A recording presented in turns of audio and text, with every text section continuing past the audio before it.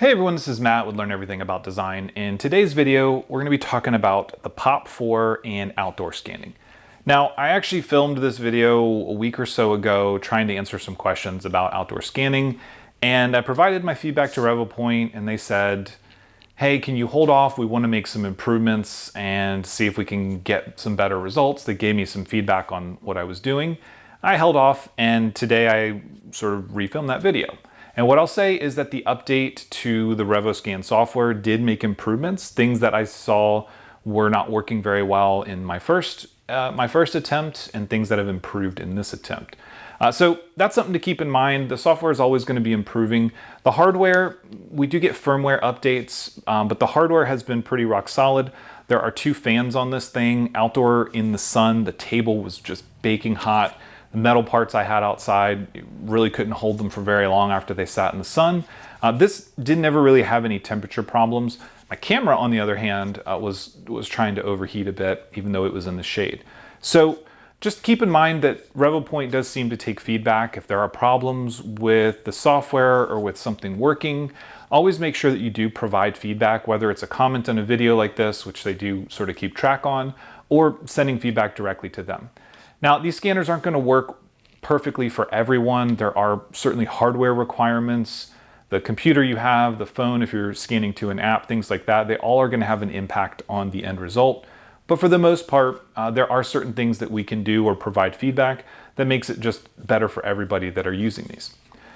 All right, so let's also say that we are an affiliate. So if you are purchasing this after the Kickstarter campaign, our affiliate information will be in the description of the video. Use that for whatever it means for you when you're watching these reviews.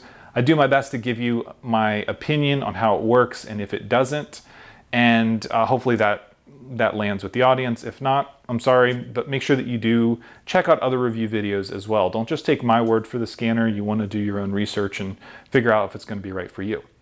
So for outdoor scanning, there are several things that we need to consider. One, what is the sort of range that we can scan in? What are the scan modes? Do we have wireless capability? What should we know in general when we're trying to scan outdoors? Well, first, the scan modes. We really have 2 scan modes. We've got laser scanning and we've got the VCSEL mode. With laser scanning, of course, we need marker dots, and with VCSEL mode, it's feature tracking.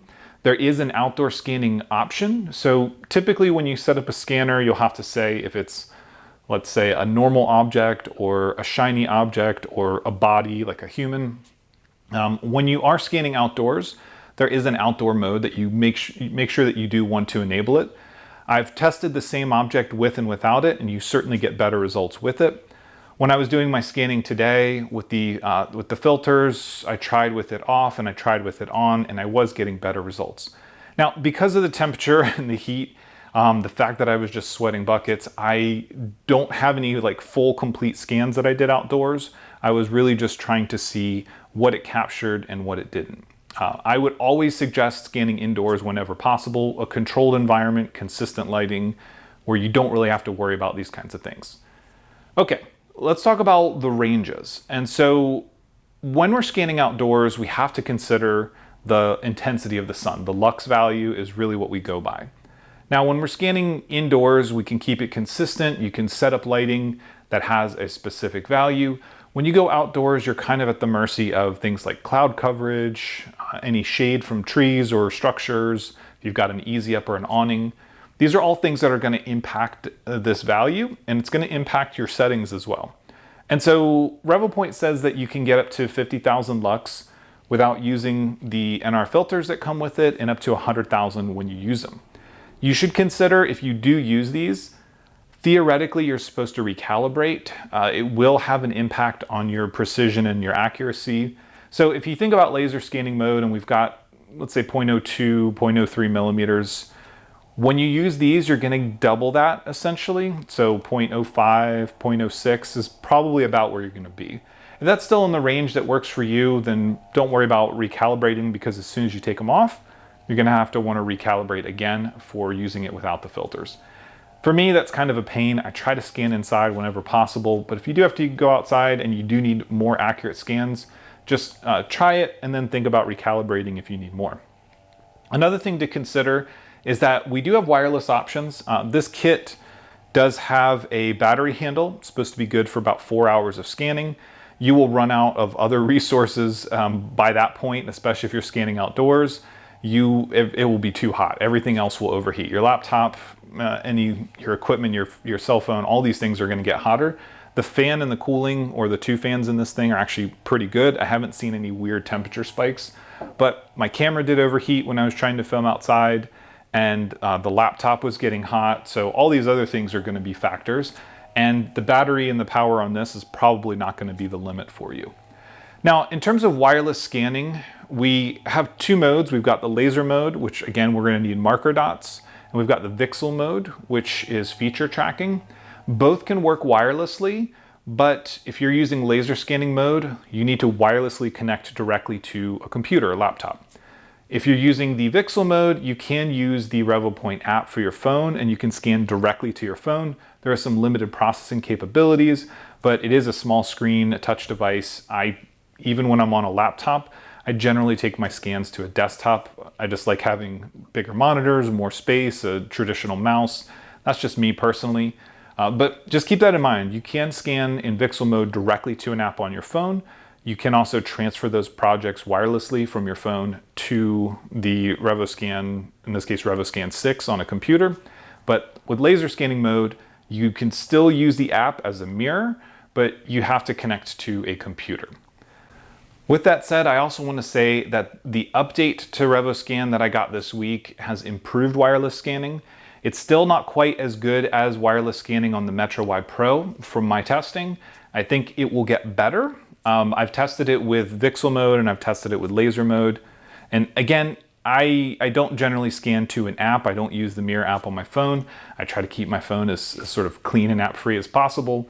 But scanning directly to or wirelessly to a computer, I have noticed an improvement in the current version. I still think I get better performance and better results wired at this point in time, but I imagine it's going to get better, and it should mirror or should match the performance that I've seen with the Metro Y Pro, which performance-wise had no difference wired and wireless for me from some of my testing.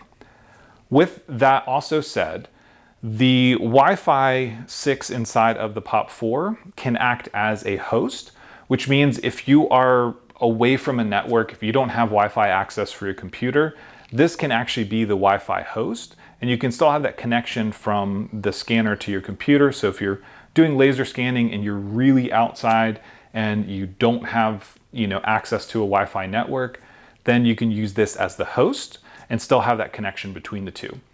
You will still want to make sure that your laptop, your computer is plugged in, so you will need a power source, whether that is some sort of external battery backup. At least my laptop, it would not last very long on battery power. It does restrict a lot of the settings. There are power profiles that you can change in most computers, but you're really not going to see the same level of performance if you're trying to run the laptop wirelessly and this off of just the battery handle. So at least plug in the laptop somewhere, somehow, to get the best performance out of it. All right, so I think that just about covers the basics. Some things that I noticed when I was scanning outdoors: the direct sunlight today is over 100,000 lux, for sure, I know it. And I was able to scan with laser scanning and with VCSEL mode. I actually got better results with laser scanning, interestingly enough, in the direct sunlight. And also with things like, I scanned a transmission, the castings that cast their own shadow, those are extremely difficult to get in direct sunlight. And that's because the exposure is going to be so far off when you are dealing with an object that's in direct sun that in order to capture those sort of bright areas, you're not going to get anything in those shaded areas. Scanning the exact same object in the shade certainly works a lot better. And remember, in laser mode, you do need those marker dots. That's sort of non-negotiable. And direct sunlight is going to have an impact on the reflectivity of those. So I would suggest, if you are outdoors, try to scan in the shade if possible. You can scan in direct sunlight, but again, controlling that with consistent lighting. You don't have to deal with things like cloud coverage changing the lighting or casting very dark shadows on certain areas of an object. Those are all going to have an impact on your scanning, so make sure that you do your best to control the environment whenever possible. Now, for me, I would still always say scan indoors whenever possible. Sometimes it's not possible, I understand that, but you will get much better results indoor when possible. So I think that about covers it. If you have any questions on this, please let me know. As always, thanks for watching, and we'll see you in the next one.